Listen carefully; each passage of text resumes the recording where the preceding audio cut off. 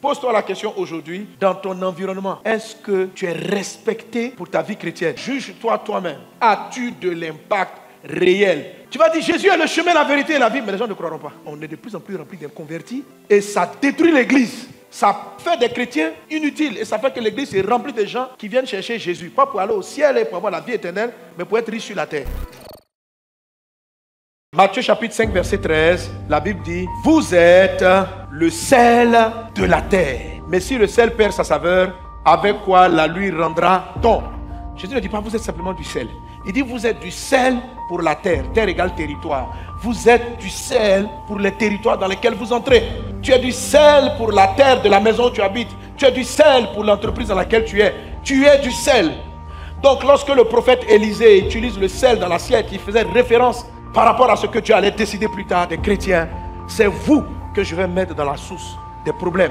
Il y a une différence entre le sel et la lumière. C'est que le sel, il a besoin d'un contact réel, physique, pour influencer l'environnement. La lumière, elle éclaire de loin. L'éclairage, c'est la parole. Le sel, c'est une attitude que le chrétien a dans son environnement. Et Jésus dit ceci, si le sel perd sa saveur, avec quoi la lui rendra-t-on? Il ne sert plus qu'à être jeté et être foulé aux pieds par les hommes. C'est-à-dire que lorsqu'un chrétien n'est plus du sel pour sa maison, pour son entreprise, pour ses activités, c'est-à-dire que ta présence là-bas n'a pas de saveur, il y a une chose qui va se passer, c'est que les hommes vont t'écraser, tu vas avoir beaucoup de problèmes. Être foulé aux pieds par les hommes, c'est être méprisé dans son environnement, c'est perdre ses marchés, c'est échouer beaucoup de choses. C'est là où les chrétiens étaient censés réussir. Toi, tu ne vas pas réussir. Si depuis des années, tu travailles dans un élément et que tu as l'impression que les gens te foulent aux pieds, je t'assure, c'est que tu es certainement du sel qui a perdu sa saveur. Pour être du sel de la terre, il faut avoir donné sa vie à Jésus. Ça, c'est la première des choses. Alléluia. Mais ce qui est intéressant dans ce passage, ce n'est pas le fait d'être du sel, c'est la saveur du sel. Il dit si le sel perd sa saveur, ça veut dire qu'on peut avoir un sel avec saveur ou un sel sans saveur. Si tu n'es pas influent dans ton environnement, c'est que sûrement, certainement, tu as perdu ta saveur. Que Dieu restaure ta saveur. Pose-toi la question aujourd'hui, dans ton environnement, est-ce que tu es respecté pour ta foi? Tu es respecté pour ta vie chrétienne? Est-ce que tu es considéré? Juge-toi toi-même. As-tu de l'impact réel sur ton environnement? Si dans ta maison, tes voisins, les gens qui travaillent avec toi ne te considèrent pas comme un chrétien, c'est que tu es du sel sans saveur. Si bien sûr tu es né de nouveau. Ce qui fait que nous ne prospérons pas dans les environnements et Dieu ne bénit pas nos affaires, c'est parce que en tant que chrétien, on perd beaucoup la saveur. Le manque d'influence que tu as sur ton environnement vient du fait que tu n'as pas de saveur. Tu es né de nouveau, tu sais que tu as donné ta vie à Jésus, mais tu n'as pas de saveur. Quand tu mets du sel dans une sauce, le sel fait en sorte que le poulet a du goût. Sans le sel, les aliments n'ont pas de goût. Quand un chrétien arrive dans un endroit, il fait en sorte que l'endroit brille.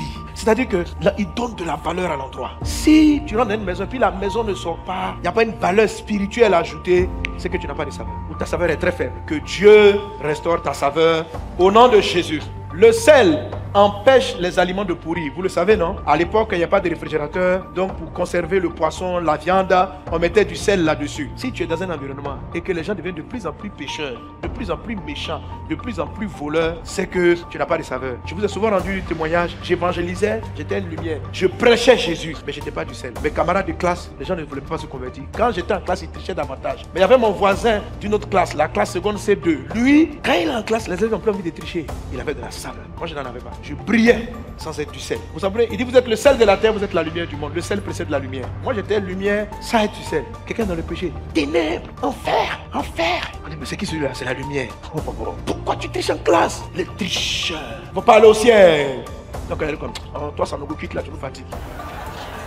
Et mon camarade là, de l'autre classe, lui, quand tu vois tricher, puis tu regardes. Quand tu le vois, tu as honte. Même élève, même classe, à la fin, tu vas lui demander pardon. Tu dis non, je ne vais plus tricher. Je dis, mais lui, il fait comment? Moi, je prêche, les gens ne se tournent pas. Lui, il dit rien. Le sel ne parle pas. Il faut te poser la question, si tu te taisais, si tu ne disais pas un mot, est-ce que les gens sauraient que tu es un enfant de Dieu? C'est la lumière qui émet. Le sel, lui, il est là. Sa présence. Si tu étais muet, est-ce qu'ils allaient savoir que tu es un fils de Dieu? Le sel se voit par l'attitude. La lumière se voit par les paroles. Mon ami, là, il avait une attitude qui mettait la crainte de Dieu. Moi, j'avais des paroles. Or, le sel précède la lumière. C'est ton attitude, ta douceur, ton caractère, ta bonté. C'est ça le sel. Et de la saveur au nom de Jésus. Vous êtes des personnes de par votre attitude qui honorez Dieu. Quand on te voit, on a envie de vivre la sainteté. Tu es un chrétien, tu parles, mais on voit que la manière dont tu regardes les filles, on sent que tu les convoites. Tu les touches d'une manière au bureau. Tu es bizarre. C'est après tu parles. Tu dis, hé, moi je suis chrétien, je suis à l'église Vase d'honneur. Hein? C'est quel sel ça? C'est-à-dire que si on enlève ton évangélisation, on enlève la Bible, qu'est-ce que tu reflètes? Tu quittes tout le monde, tu injuries les gens au travail. C'est-à-dire que les gens sont surpris quand tu les invites à l'église. Ah, tu es chrétien. Tu vois? Tu n'as pas de sel.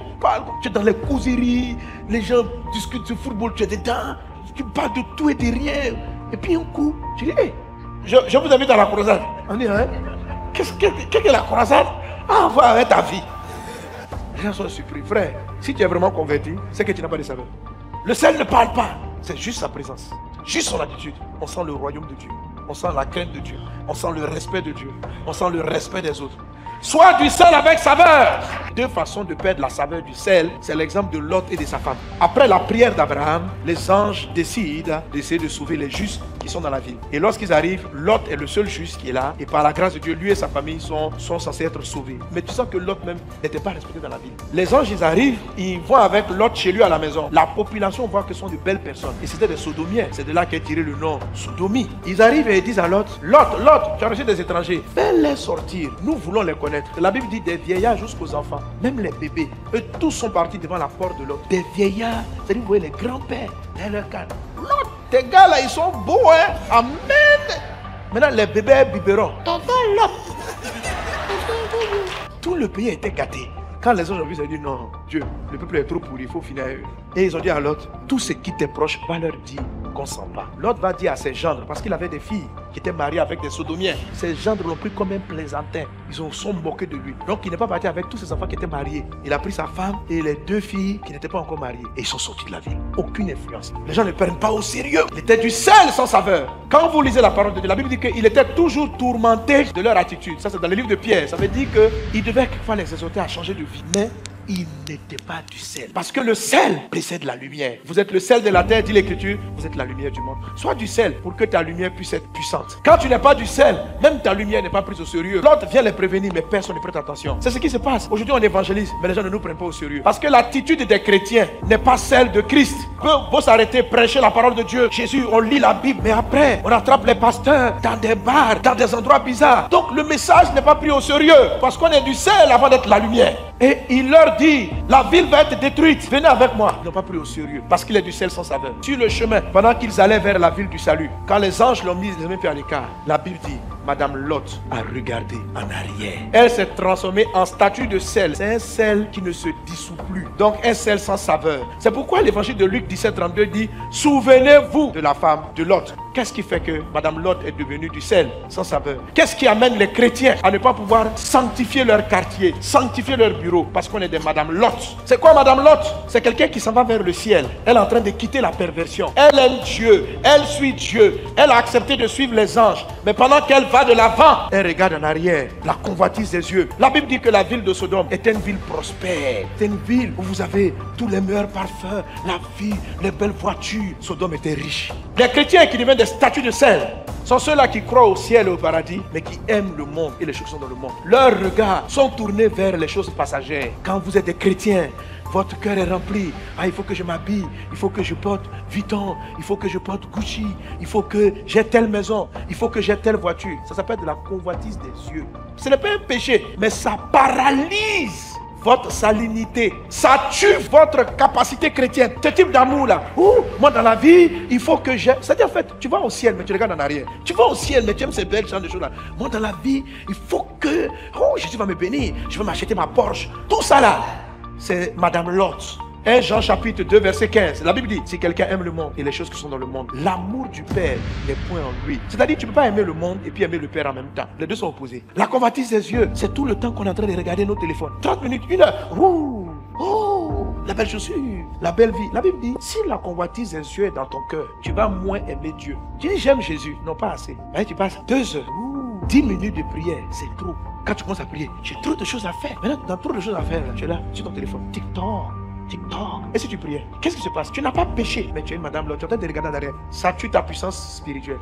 Quand tu vas prêcher, les gens vont entendre, mais vont se convertir. Tu ne peux pas mener les gens au Seigneur. Tu aimes le monde. Ta lumière même est atténuée. Tu vas dire, Jésus est le chemin, la vérité et la vie, mais les gens ne croiront pas. C'était le cas de l'autre. On est de plus en plus rempli d'inconvertis parce que notre message est de la lumière qui n'a pas été précédée par du sel.